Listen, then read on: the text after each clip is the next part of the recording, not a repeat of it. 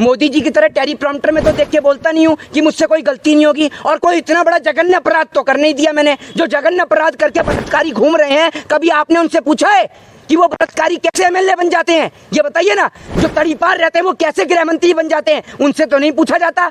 और मुंह में गुटखा चबा के आप देश को सीख दे रहे हैं। नौजवान के शिक्षा, स्वास्थ्य और बेरोजगारी की हो गई तो कहीं ना कहीं जो मोदी जी के पत्रकार हैं उनको भी तो दर्द और तकलीफ होगा। वो कह रहे हैं कि क्यों कर रहे हो शिक्षा स्वास्थ्य पे चर्चा, जब मोदी जी भगवान के नाम पर भर रहे हैं पर्चा, तो क्यों हो रही है शिक्षा पे? तो मेरे को तो स्कूल वाले भी यही पढ़ाते हैं, राष्ट्रपिता महात्मा गांधी हैं। क्यों खैनी वाले पत्रकार राष्ट्रपिता महात्मा गांधी है ना, या कोई और है?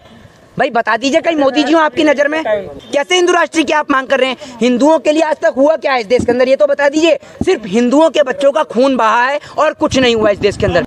आरएसएस आपकी नजर में, आरएसएस आपकी नजर में कैसा संगठन है, अच्छा या बुरा, ये बताइए आप मुझे। सामाजिक कार्य कर रहा है वो, समाज के लिए कार्य कर रहा है वो। बताते हैं सामाजिक कार्य कर रहा है, तो क्या आप उम्मीद करेंगी कि आपका भाई सुबह सुबह लट उठाकर सुबह सुबह पहुंचे शाखा करने?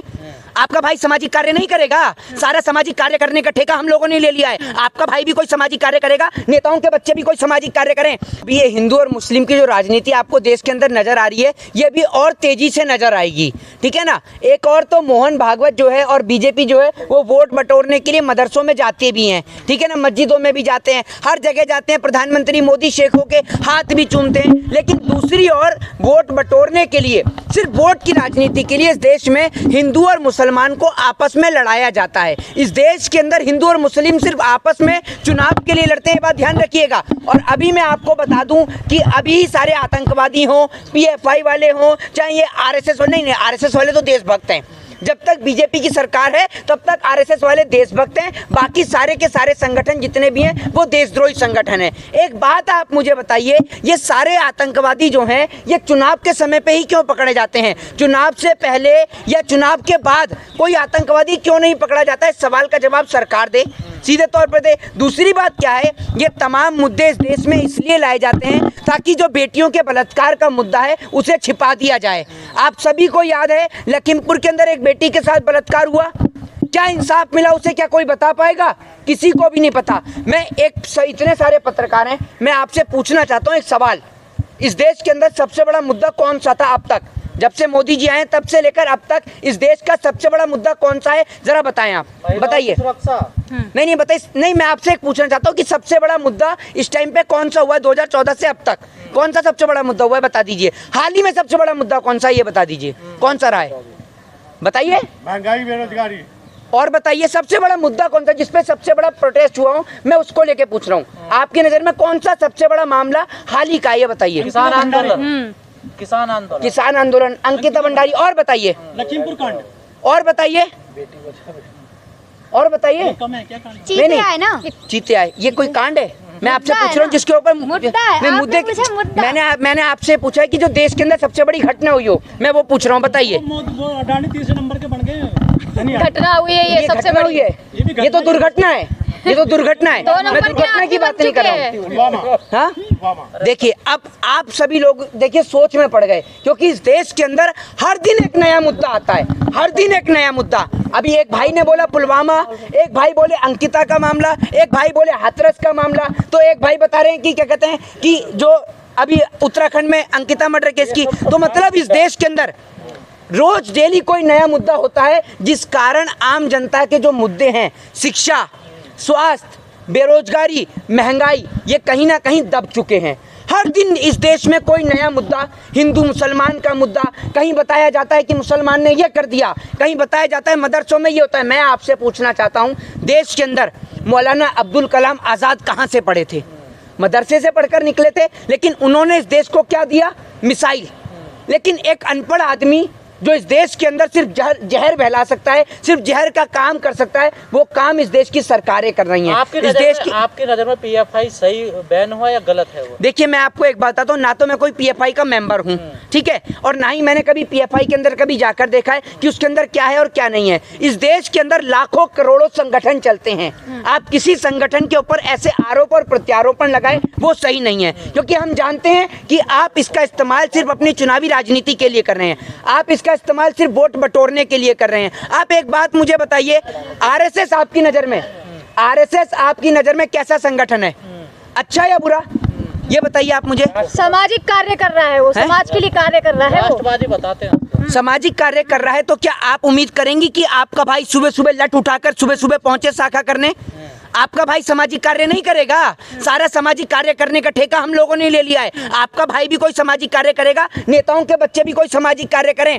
अमित शाह जी का बेटा जैसा कोई सामाजिक कार्य करेगा या नहीं करेगा? नरेंद्र मोदी जी का हाल ही में आपने एक भाषण सुना होगा जिसके अंदर नरेंद्र मोदी जी बोलते हैं कि हमने इस देश के अंदर जो खेल है उससे परिवारवाद को समाप्त कर दिया है।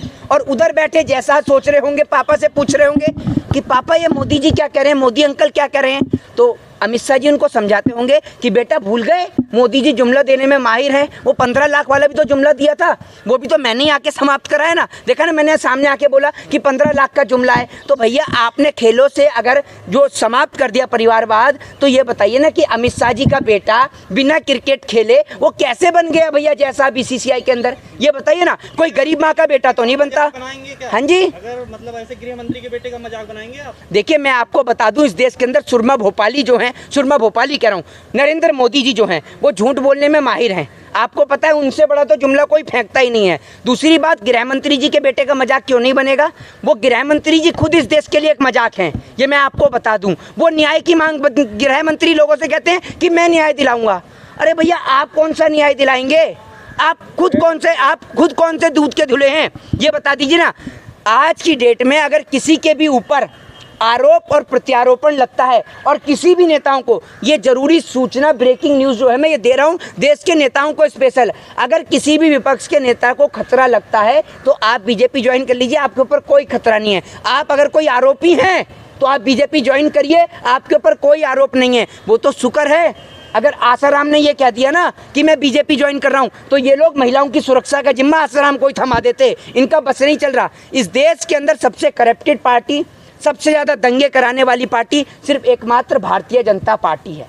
लाखों करोड़ों रुपया सिर्फ चुनावी प्रचार पे खर्च करती है, बाकी ना तो देश के जवान के लिए और ना ही देश के किसान के लिए इनके पास कोई योजना है। अभी आप देख लीजिए, किसान दोबारा से धरना प्रदर्शन करने की लगातार सरकार को चेतावनी दे रहा है, क्योंकि किसान के ऊपर लगे जो तमाम केसेस हैं वो अब तक वापस नहीं हुए। आपने देखा अभी भी किसान जो हैं कुछ जेल के अंदर पड़े हुए हैं जो आंदोलन के अंदर थे। तो आप एक बात मुझे बताइए कि इस देश के अंदर हम सारे जिंदगी क्या हम लोग इसी चीज़ पर चर्चा करते रहेंगे, मंदिर और मस्जिद को लेकर?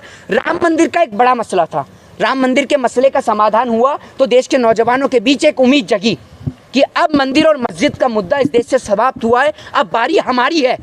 अब बारी इस देश के अंदर महिलाओं के अंदर उम्मीद जगी कि अब बारी हमारी भी है, नौजवान के अंदर उम्मीद जगी कि बारी अब रोजगार की है, बारी अब चर्चा महंगाई की है, अब बारी शिक्षा की है, स्वास्थ्य और बेरोजगारी की है। लेकिन देश के नौजवानों को क्या पता था कि एक बार फिर उनको हिंदू और मुसलमान के नाम पर चूना लगाया जाएगा। इस देश के अंदर आए दिन कोई ना कोई मुद्दा आपको हिंदू मुसलमान के नाम पर सुनने को मिलता है। कभी कोई हिंदू आकर कहता है, हिंदू संगठन आकर कहता है कि इस देश के अंदर मुसलमान जिहादी हैं।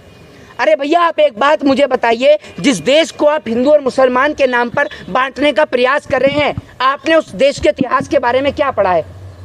मौलाना अब्दुल कलाम आज़ाद इसी देश के मुसलमान थे, ठीक है ना, और उन्होंने इस देश को मिसाइल दी।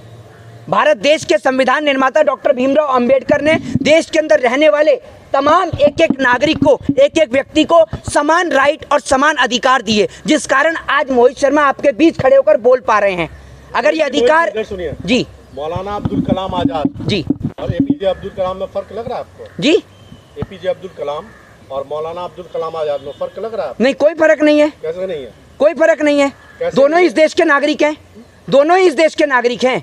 ये बताइए ना आप मुझे, क्या फर्क है? डॉक्टर एपीजे अब्दुल कलाम ने दिया, आपने मौलाना अब्दुल कलाम आजाद कहा है। अरे भाई मैं आपको एक बात बोल रहा हूँ, सुन लीजिए ना मेरी बात। आप एक बात मुझे बताइए, डॉक्टर एपीजे अब्दुल कलाम आजाद, ठीक है ना, और मौलाना अब्दुल कलाम लगता है उनके नाम? हाँ?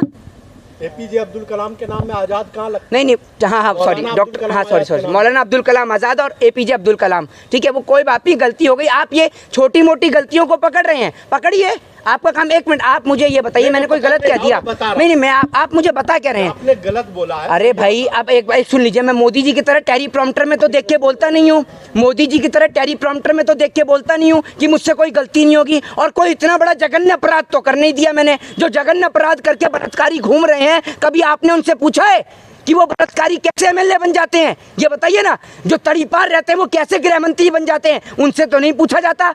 और मुंह में गुटखा चबा के आप देश को सीख दे रहे हैं, मुंह में गुटखा चबा के देश को सीख दे रहे हैं।